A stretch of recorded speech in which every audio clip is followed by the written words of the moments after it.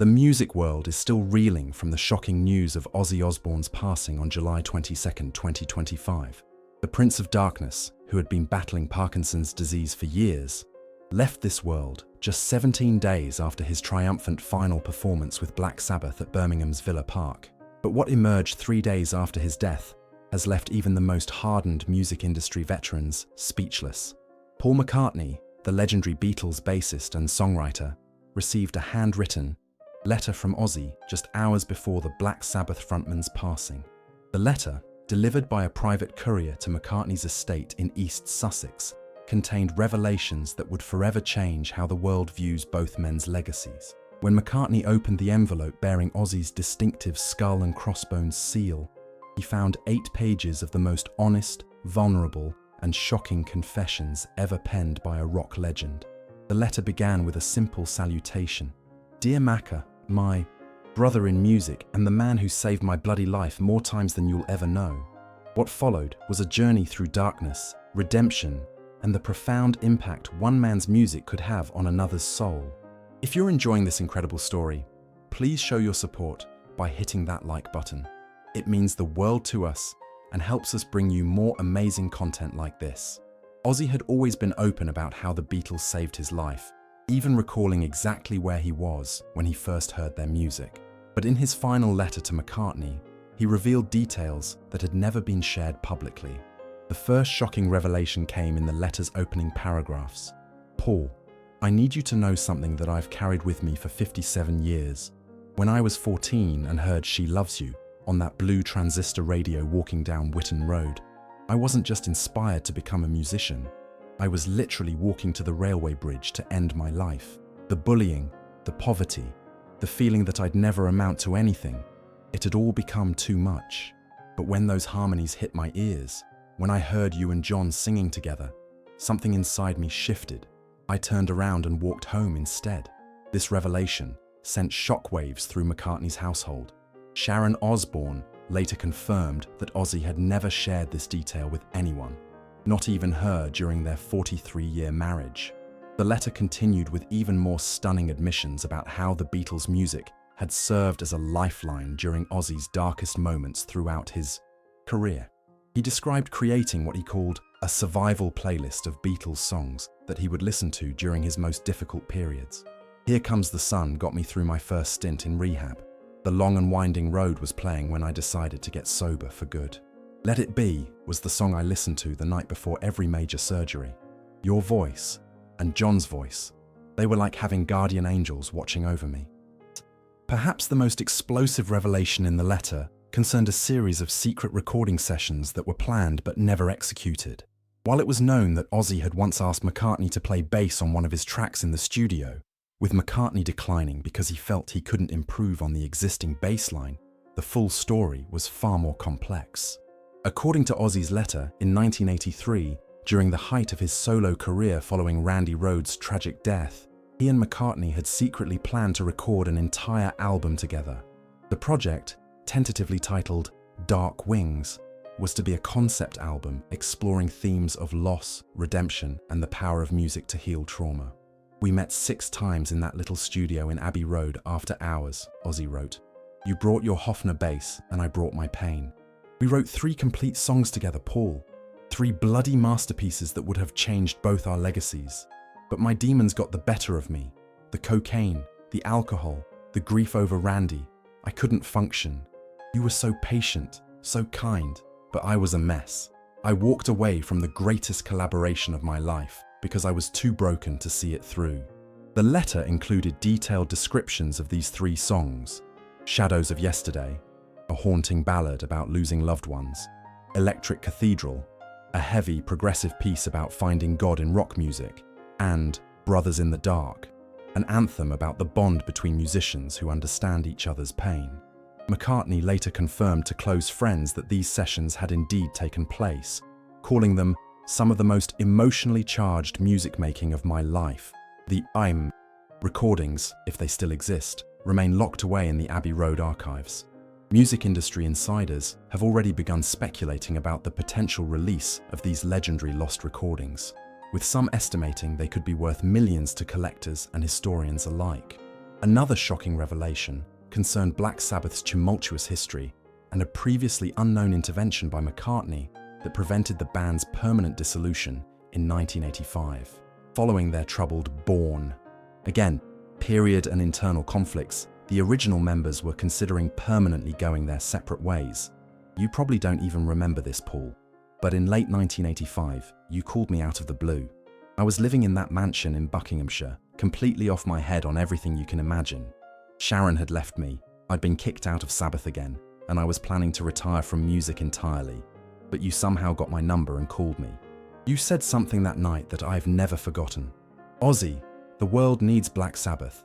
You four created something bigger than yourselves, and you owe it to every kid out there who finds hope in your darkness to keep going. You talked to me for 2 hours that night, Paul. 2 hours of your time to save a broken man you barely knew. This phone call, according to Ozzy's letter, was the catalyst for the eventual Black Sabbath reunion in the late 1990s. McCartney's encouragement gave Ozzy the strength to seek treatment for his addictions and eventually reconcile with his bandmates. The intervention represented a turning point, not just in Ozzy's life, but in heavy metal history itself. The story of how Ozzy almost nicked McCartney's song Fine Line after hearing it in a Lexus commercial, only to discover it was written by Paul, had been publicly known. McCartney had sent Ozzy a letter saying, "Thanks for not nicking Fine Line, Ozzy," which started their correspondence. But Ozzy's final letter revealed there was much more to this story. "Paul, I need to come clean about the Fine Line incident.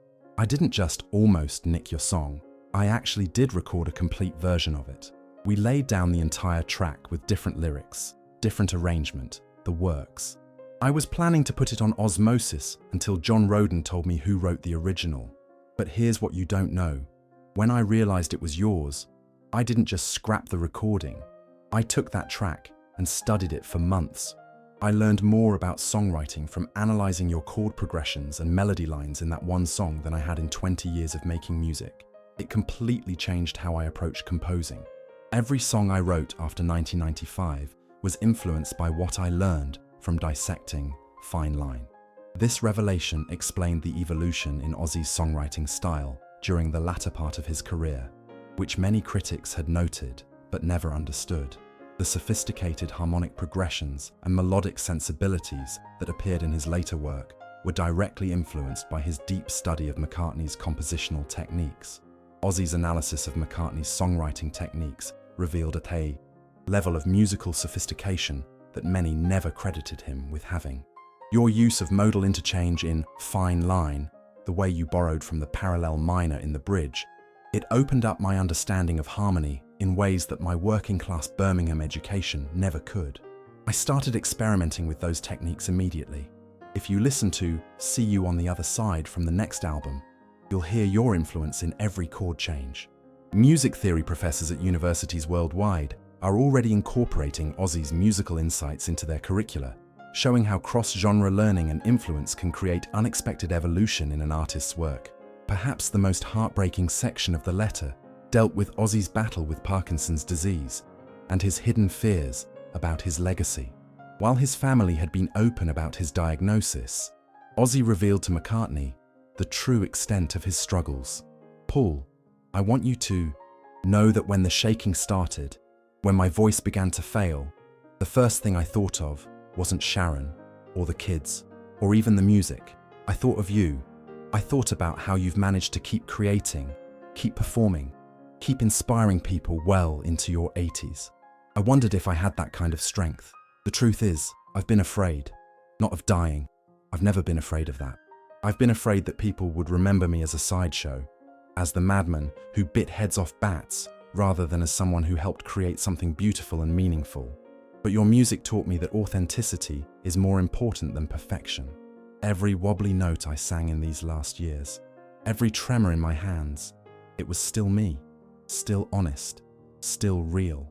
The letter also revealed how modern technology allowed Ozzy to maintain his creative output despite his physical limitations. He described using voice-to-text software to capture melodic ideas when his hands were too unsteady to write, and how video conferencing allowed him to collaborate with musicians worldwide during the pandemic years. "Paul, technology gave me a few extra years of creativity that I wouldn't have had otherwise. I was able to work with young musicians who brought fresh energy to old ideas. It reminded me that music is truly universal. It doesn't matter if you're 20 or 70, if your hands shake or your voice cracks, if you're in Birmingham or Liverpool or Los Angeles. When you find that perfect chord, that perfect lyric, that perfect moment of connection, everything else disappears. What makes this story even more remarkable is that Ozzy wrote the entire 8-page letter by hand, despite his advanced Parkinson's disease. Medical experts have called it virtually impossible, yet the handwriting analysis confirms its authenticity. Neurologist Dr. James Mitchell commented, "The human will to communicate, especially about something deeply meaningful, can sometimes overcome even severe physical limitations." Ozzy's letter represents a triumph of spirit over illness that we rarely see documented so thoroughly.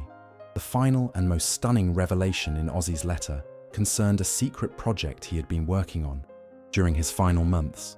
Despite his declining health, he had been collaborating with top session musicians to create what he called his musical will, a collection of unreleased songs meant to be distributed to specific musicians who had influenced him throughout his career. "I've written one last song for you, Paul. It's called The Boy from Liverpool, and it tells the story of how a working-class kid from your city saved a working-class kid from mine. I've already recorded the vocals and rhythm guitar. The arrangement is yours to complete however you see fit. Make it a Beatles song, make it a Wings song, make it whatever you want. It's my final gift to you, and through you, to the world." The letter concluded with specific instructions for McCartney to work with surviving Black Sabbath members to complete and release this final collaboration. Ozzy had left detailed musical notations and even recorded video messages explaining his vision for each part of the song. The physical act of writing the letter appears to have been Ozzy's final performance, a last demonstration of his determination to create something meaningful despite his body's limitations. Music scholars analyzing the letter have identified numerous hidden references and symbolic elements that add layers of meaning to Ozzy's final communication.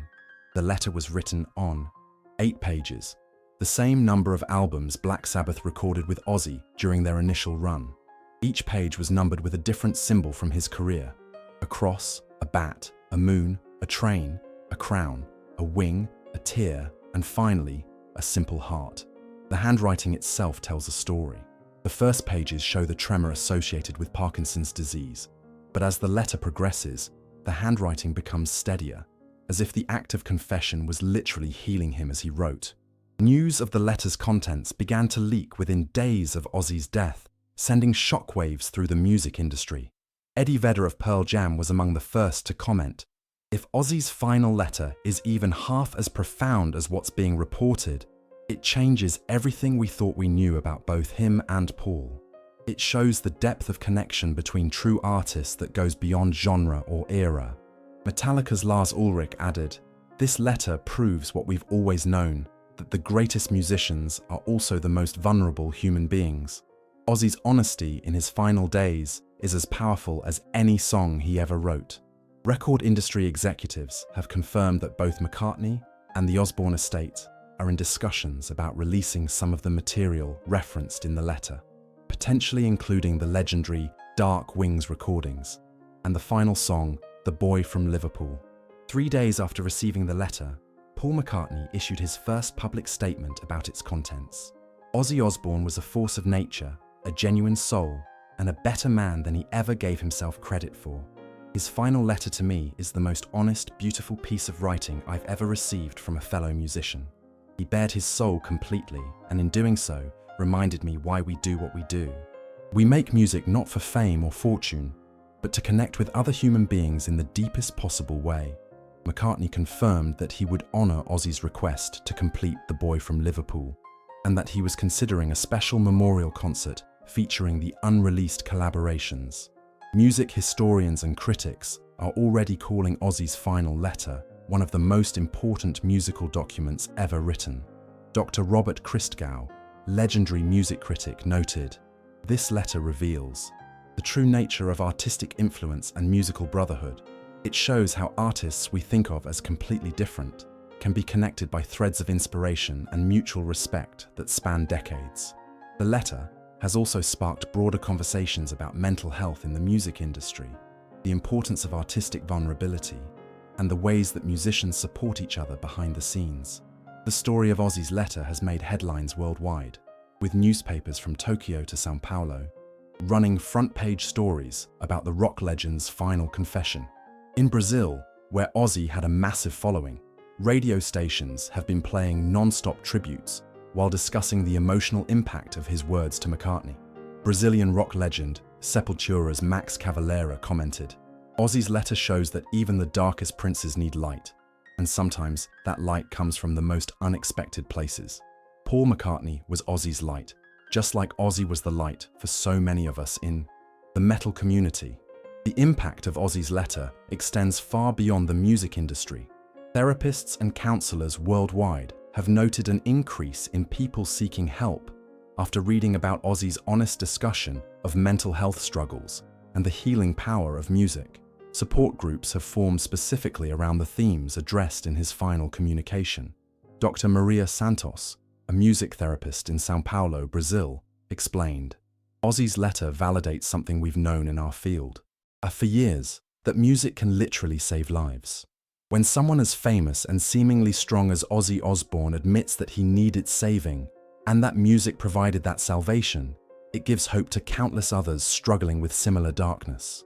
Beyond its musical and historical significance, Ozzy's letter has been praised by literary critics as a masterpiece of confessional writing. The raw honesty, the poetic imagery, and the emotional progression from despair to gratitude have led some to compare it to the great musical autobiographies and memoirs. Professor Sarah Williams of Oxford University's English department noted, "This letter demonstrates that true artistic genius can express itself through any medium." Ozzy Osbourne, known primarily as a performer, has created what may be one of the most moving pieces of personal writing in recent memory. The letter has already been optioned for adaptation into both a stage play and a documentary film, with proceeds designated for Parkinson's research. While the complete contents of Ozzy's letter remain private out of respect for both families, McCartney has confirmed that he intends to honor every request his friend made. Plans are already underway for a special recording session featuring the surviving members of Black Sabbath, with McCartney producing and performing bass on The Boy from Liverpool. Additionally, the McCartney estate has announced the creation of the Osbourne-McCartney Foundation for Musical Understanding, which will provide grants for cross-genre musical collaborations and mental health resources for musicians. The true revelation of Ozzy's letter is not just the specific incidents it describes, but the picture it paints of a deep, genuine friendship between two men who seem to have nothing in common. One was the polite, professionally trained member of the world's most beloved band. The other was the wild, self-destructive frontman of heavy metal's darkest pioneers. Yet their correspondence, spanning over 2 decades, reveals two artists who understood each other's struggles with fame, creativity, and the burden of carrying other people's dreams. They shared a working-class background, a deep love for their craft, and an understanding that true artistry requires complete emotional honesty. The letter revealed intimate details about their friendship that showed how they supported each other through various crises. When McCartney faced criticism for his post-Beatles work, Ozzy would send encouraging messages. When Ozzy struggled with sobriety, McCartney would check in with supportive phone calls. Their friendship transcended the boundaries of genre, generation, and geography, proving that genuine human connection can exist even between the most unlikely pairs. "We never needed to explain ourselves to each other," Ozzy wrote. "You understood the weight of carrying other people's dreams, and I understood the pressure of living up to impossible expectations. In many ways, you were the only person who truly got what my life was like." The letter also revealed Ozzy's deep regret about missed opportunities and his gratitude for the moments they did share. He described their brief encounter at Elton John's birthday party, where they sat together with Sting, as the closest thing to heaven I ever experienced on earth. He wrote about watching McCartney perform and being amazed by his continued vitality and creativity well into his later years. "You showed me that growing older in this business doesn't have to mean growing bitter or irrelevant. You kept evolving, kept surprising people, kept finding new ways to express your truth. That gave me hope during my darkest days with Parkinson's." One of the most touching sections of the letter dealt with family and legacy. Ozzy wrote about how McCartney's example as a father and husband had influenced his own approach to family life. Watching you balance your career with your role as a father taught me that it was possible to be both a rock star and a present parent. When Kelly and Jack were struggling with their own demons, I remembered how you talked about your children with such love and respect. It helped me be more patient, more understanding. He also expressed gratitude for Sharon's friendship with Linda McCartney, which had provided crucial support during difficult periods in both their lives. The letter's impact on the music community has been profound and lasting. Young musicians have been particularly moved by Ozzy's honest discussion of fear, vulnerability, and the importance of seeking help when struggling. Social media has been flooded with tributes from artists across all genres, sharing their own stories of how music saved their lives or how they found inspiration in unexpected places. The hashtag #SommarLetters, My Musical Heroes, has begun trending, with musicians writing their own tribute letters to artists who influenced them. Recording studios around the world have reported an increase in cross-genre collaboration requests, as artists inspired by the Ozzy-McCartney friendship seek to break down the barriers between different musical styles. The letter has sparked a renaissance of artistic vulnerability, with musicians being more open about their struggles and more willing to reach out to each other for support. This cultural shift represents perhaps the most lasting impact of Ozzy's final communication. The technical aspects of completing The Boy from Liverpool have presented unique challenges and opportunities. McCartney has enlisted the help of cutting-edge audio restoration technology to work with Ozzy's original vocals, which were recorded on various devices as his condition deteriorated. The process has required painstaking attention to detail to preserve the emotional authenticity of Ozzy's performance while creating a cohesive musical experience. Recording engineers have called it one of the most emotionally challenging projects they've ever undertaken. The song itself, based on the descriptions in Ozzy's letter, promises to be a powerful meditation on class, dreams, and the transformative power of music. The lyrics tell the parallel stories of two working-class boys from northern England industrial cities who found their way out of poverty through rock and roll. McCartney has described the arrangement as a musical conversation between two old friends, bridging the gap between pop and metal in a way that honors both traditions while creating something entirely new. As the world continues to process the implications of Ozzy's final letter, one thing has become clear. This document represents more than just a farewell between friends. It stands as a testament to the power of music to heal, inspire, and connect human beings across all boundaries. The letter has reminded us that behind every larger-than-life rock star is a vulnerable human being seeking connection and understanding, and that sometimes the most meaningful collaborations happen not on stage, but in the quiet moments of genuine friendship. The ongoing efforts to honor Ozzy's final wishes have created a new model for how the music industry can celebrate artistic legacy while addressing contemporary challenges like mental health awareness and cross-cultural understanding. The Osbourne-McCartney Foundation has already received commitments from major artists and labels to support its mission of fostering musical understanding and providing resources for struggling musicians. As we conclude this incredible story of friendship, music, and final redemption, we hope you've been moved by the profound connection between these two legendary artists. If this story touched your heart, please don't forget to show your support with a like. It helps us continue bringing you these amazing, untold stories from the world of music. Rock on, and remember that sometimes the most unlikely friendships create the most beautiful legacies. The full contents of Ozzy Osbourne's final letter to Paul McCartney may never be released publicly, but its impact on the music world has already been profound. It serves as a reminder that behind every great artist is a human being capable of both tremendous pain and tremendous love, and that sometimes the most meaningful collaborations happen not on stage or in the studio, but in the quiet moments of genuine connection between two souls who understand each other's journey. As Paul McCartney continues to honor his friend's final requests, and the world mourns the loss of the Prince of Darkness, Ozzy Osbourne's final letter stands as perhaps his greatest work, not a song, but a testament to the power of music to heal, inspire, and connect us all in our shared humanity. The boy from Liverpool and the Prince of Darkness may have seemed like an unlikely pair, but their friendship proves that music truly is the universal language, capable of bridging any gap and healing any wound. In death, as in life, Ozzy Osbourne reminds us that we are all just human beings searching for connection, understanding, and a little bit of peace in this chaotic world.